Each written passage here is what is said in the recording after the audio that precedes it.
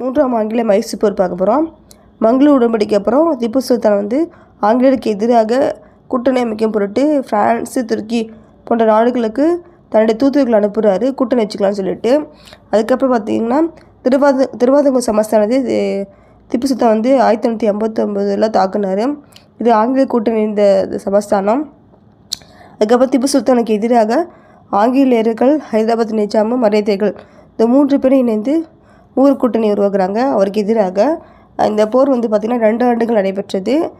இந்த போரில் வந்து திப்பு சுல்தான் வந்து தனியாக தான் எதிர்த்து போராடுறாரு. இந்த போர் வந்து 3 கட்டங்களாக நடைபெற்றது.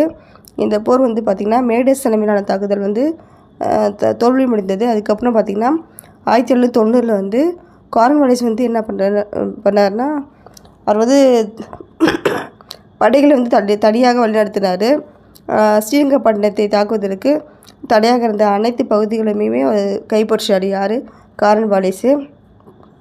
இதனால் நம்பிக்கை